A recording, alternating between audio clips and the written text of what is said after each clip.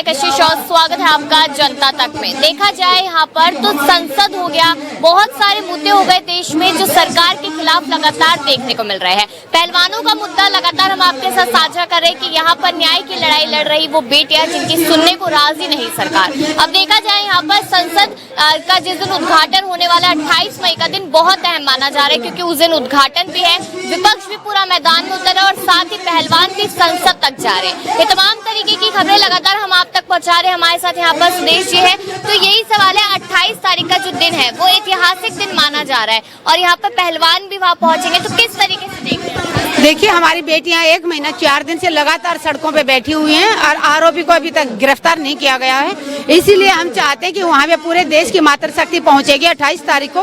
वहाँ शांतिपूर्ण ढंग से हम अपनी पंचायत रखेंगे और अपनी आवाज को बुलंद करते हुए प्रधानमंत्री जी तक अपनी आवाज पहुँचाएंगे।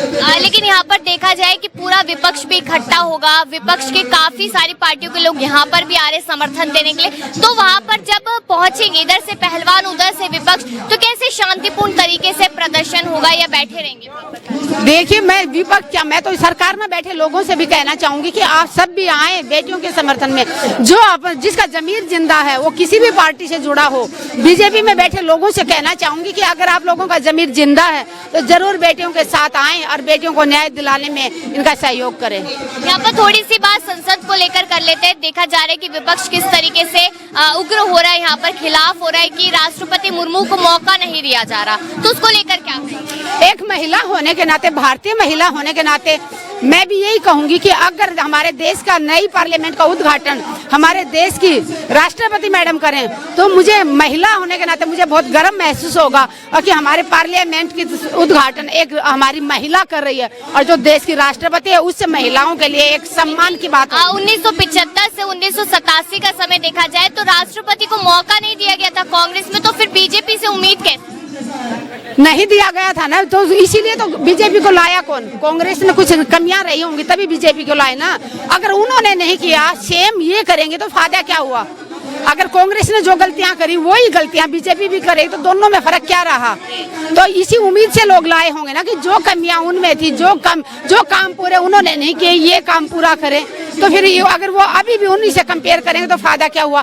हम चाहते हैं कि आज जमाना बदल रहा है, 21वीं सदी की नारी की बात कर रहे हैं। अगर उनको महिला को अगर राष्ट्रपति पद के ऊपर बिठा सकते हो तो उद्घाटन कराने में दिक्कत क्या आ रही है? ये समझ आपको क्या लग रहा है यहाँ पर कि विपक्ष इतना ज्यादा क्यों इस मुद्दे को उठा रहा है? पहले तो आदिवासी के मुद्दे को उठा रहा था कि एक आदिवासी महिला को राष्ट्रपति बनाया जा रहा है, अब इस मुद्दे को उठा रहा है। देखिए, मेरे लिए तो 2 ही जातियां हैं, स्त्री और पुरुष, और कोई तीसरी जाति मैं तो मानते नहीं हूँ। मेरे लिए सभी धर्म बराबर है, सभी जाति बराबर है। मैं उनको एक सिर्फ महिला के रूप में देखती हूँ और मुझे बड़ी खुशी होती है कि हमारे राष्ट्रपति पद के एक महिला बैठी हुई है। तो मैं महिला होने के नाते मैं बहुत गर्व महसूस करती हूँ इस बात के लिए। तो अभी भी कितनी उम्मीद है पहलवानों के लिए कि 28 तारीख को कुछ होगा तो उसके बाद क्या सरकार सुनेगी? देखिए, मैं तो अपील करती हूँ देश के प्रधानमंत्री जी से, सुन ले भारत सरकार क्यों खड़ी अपराधी के साथ? वोट मांगने आओगे तो जनता करेगी यही सवाल।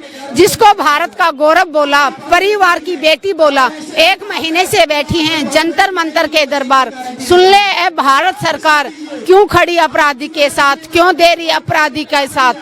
सारे देश की एक ही पुकार, हम सब हैं बेटियों के साथ। सुन ले भारत सरकार, न्याय करो बेटियों के साथ।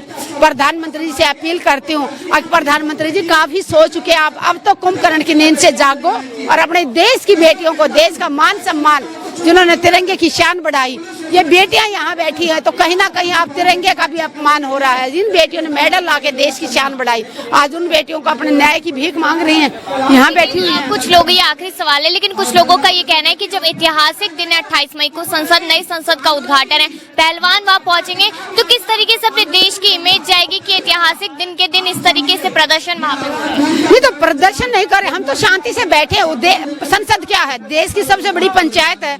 हम वहाँ महिलाएं लेकिन राकेश टिकैत जी ने कहा था कि हम तो यहाँ पर आएंगे और उसके बाद अब कुछ भी हो संभालना वहाँ पे जितने भी पुलिस अधिकारी। देखिए, हम बिल्कुल शांतिपूर्ण ढंग से जाएंगे, या तो हमारे हाथ में तिरंगा होगा हम, या फिर हमारे बच्चों के बैनर होंगे। हम खाली हाथ वहाँ जाएंगे, शांतिपूर्ण ढंग से जाएंगे और शांतिपूर्ण अनुशासन में रहते वहाँ पंचायत में आराम से। पंचायत का मतलब होता है शांति से सब बैठे। हम वहाँ जाके बैठना चाहते हैं और ताकि प्रधानमंत्री जी को हम दिखाई दे जाएं। हो सकता है प्रधानमंत्री जी को यहाँ 1 महीने 4 दिन से बैठे जंतर मंतर में, हो सकता है प्रधानमंत्री जी को यहाँ दिखाई नहीं दे रहे हो, इसलिए चाहते हैं कि पंचायत के नई संसद के सामने जाके बैठे, प्रधानमंत्री जी उद्घाटन करने आए तो ताकि उनकी नजर पड़ जाए खिलाड़ियों पे और इन बेटियों को न्याय दिला दें। यानी कि बिल्कुल साफ तौर पे देखा जाए तो नई संसद का उद्घाटन जो होने वाला है उसको लेकर तमाम तरीके के सवाल बने हैं। सबसे पहले और बड़े सवाल की बात की जाए तो विपक्ष का ये सवाल था कि जो नई संसद की जो मॉन्यूमेंट बन रही है, जो स्ट्रक्चर बन रहा है, उसको लेकर सवाल खड़ा कर दिया था। लेकिन अब सवाल यहाँ पर राष्ट्रपति मुर्मू को लेकर किया गया। आखिरकार विपक्ष हर मुद्दे पर क्यों रोटियां सेक रहा है, ये सवाल लगातार बना हुआ है। रही बात पहलवानों की, तो क्या पहलवानों पर नजर तब प्रधानमंत्री नरेंद्र मोदी की पड़ेगी या नहीं? तमाम खबरों के लिए देखते रहिए जनता तक।